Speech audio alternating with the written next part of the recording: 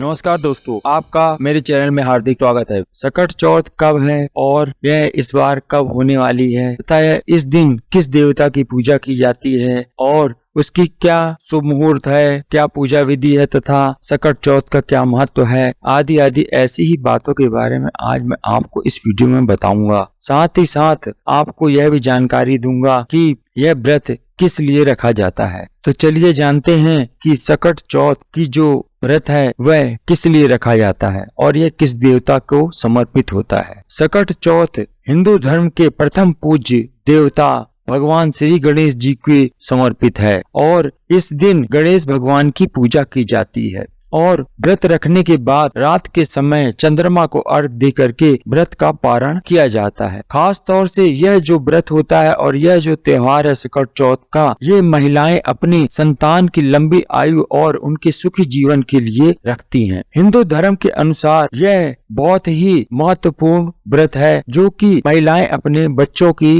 दीर्घ आयु और उनके सुखी जीवन के लिए करती हैं। हिंदू धर्म में यह प्रत्येक वर्ष माघ माह के कृष्ण पक्ष की चतुर्थी तिथि पर सकट चौथ का व्रत रखा जाता है। जैसे कि आप समझ गए होंगे कि सकट चौथ यानी यह चौथ के दिन यानी चतुर्थी तिथि पर ही इस व्रत को रखते हैं। कई जगह इस सकट चौथ के त्योहार को कोई संकष्टी चतुर्थी के नाम से जानता है, कोई तिलकुट के नाम से जानता है, तो कोई इसे माघ चतुर्थी के नाम से भी कहा जाता है। इस तरह से इसे आदि आदि कई नामों से भी प्रांत के हिसाब से लोग अलग अलग बोलते हैं, परंतु सभी का एक ही मकसद होता है, एक ही ध्येय होता है, वह है कि उनकी संतानें सुखी हों, संपन्न हों और दीर्घायु। इसलिए सभी महिलाएं इस दिन इस व्रत को करती हैं। यह जो व्रत है विशेष तौर से गणेश जी के लिए ही किया जाता है। जब पूरे दिन गणेश जी का व्रत किया जाता है और फिर उसके बाद शाम को चंद्रमा को अर्घ दे करके महिलाएं इस व्रत का पारण करती हैं। विशेष तौर से देखा जाए तो यह हिंदू धर्म का एक प्रमुख त्योहार है जिसमें श्री गणेश जी से प्रार्थना की जाती है कि उनकी संतानों के सभी कष्ट दूर हो तथा संतानों का जीवन सुखी हो, क्योंकि गणेश जी विघ्नहर्ता कहलाते हैं। इसी कारण से गणेश जी की पूजा इस दिन की जाती है। तो चलिए जानते हैं कि इस बार सकट चौथ की जो तिथि है वह कौन सी है। तो सन 2024 में हिंदू धर्म के पंचांग के अनुसार माघ माह के कृष्ण पक्ष की सकट चतुर्थी की तिथि की जो शुरुआत है वह 29 जनवरी 2024 को सुबह 6:10 पर हो। सकट चौथ का समापन 30 जनवरी 2024 को सुबह 8:54 पर होगा। इसी वजह से यह जो सकट चौथ का व्रत है 29 जनवरी 2024 को रखा जाएगा। इस दिन सकट चौथ का जो मुहूर्त है वह इस प्रकार से है। अमृत काल का जो मुहूर्त है वह सर्वोत्तम माना गया है, जो कि सुबह 7:11 से सुबह 8:32 तक होगा। दूसरा शुभ और उत्तम मुहूर्त है सुबह 9:43 से सुबह 11:14 तक। शाम का जो मुहूर्त है वह है शाम 4:37 से शाम 7:37। जो भी महिलाएं सकट चौथ का व्रत रख रही हैं और जब वह पारण करेंगी तो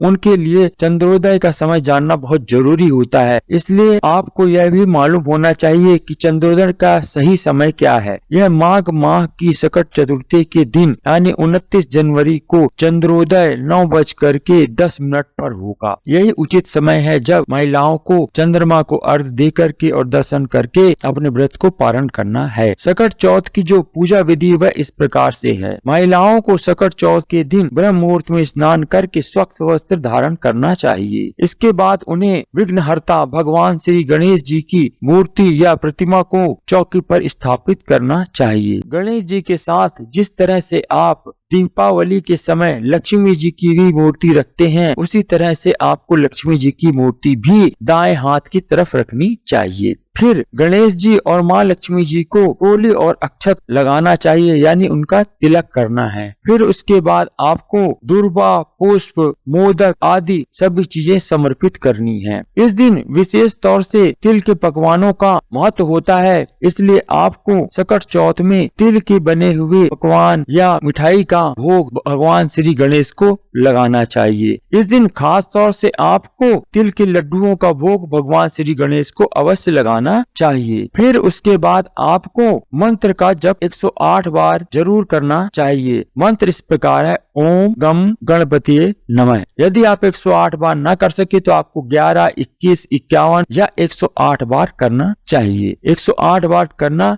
बहुत ही उचित और अच्छा बताया गया है। फिर आपको अंत में सकट चौथ व्रत की कथा सुननी चाहिए और फिर भगवान श्री गणेश की आरती करनी चाहिए। रात में आपको चंद्रमा को देख करके अर्घ देना चाहिए। इस तरह से यह सकट चौथ व्रत संपन्न होता है। इस व्रत को करने का प्रमुख महत्व क्या है वह भी आपको जानना जरूरी है, क्योंकि जब आपने इस व्रत को रखा है और इतना किया है तो आपको उसका महत्व अवश्य मालूम होना चाहिए। क्योंकि जो भी आप कार्य कर रहे हैं उसका प्रतिफल क्या होता है, यानी उसका काम करने के बाद आपको फल क्या मिलेगा वह भी जानने का आपका पूरा हक है। तो अतः आपको इस सकट चौथ के व्रत का महत्व जरूर मालूम होना चाहिए। इस दिन सभी माताएं अपनी संतान के दीर्घायु और सुखी जीवन के लिए इस व्रत को करती हैं। इस दिन सभी जो व्रती महिलाएं होती हैं शाम को गणेश जी की पूजा करती हैं और फिर वह चंद्रमा को देख के अर्घ देती हैं, उसके बाद ही वह भोजन करती हैं। यह भी मान्यता है कि माघ की चतुर्थी के दिन ही भगवान श्री गणेश जी ने अपने माता पिता यानी शिव और पार्वती जी की परिक्रमा करके अपनी ज्ञान और तीव्र बुद्धि का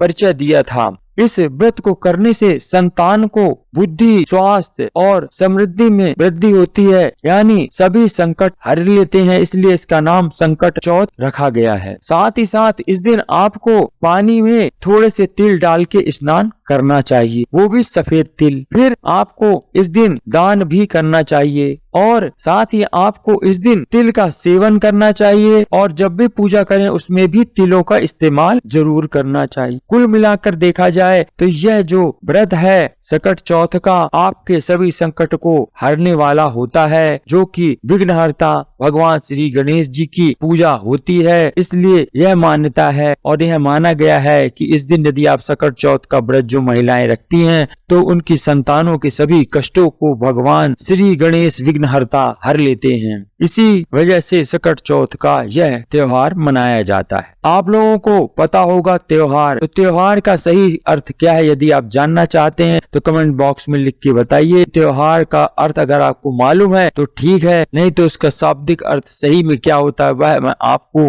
वीडियो में बनाकर दूंगा। इसलिए आप कमेंट बॉक्स में लिखिए क्या यह आप जानना चाहते हैं कि त्योहार का सही शाब्दिक अर्थ क्या है। आशा करते हैं जानकारी आपको अच्छी लगी होगी। यदि आप ऐसी ही जानकारी जानने की इच्छुक है तो मेरे चैनल को सब्सक्राइब कर लिया, वीडियो को लाइक कर दीजिएगा और ज्यादा वीडियो शेयर कर दीजिएगा। धन्यवाद।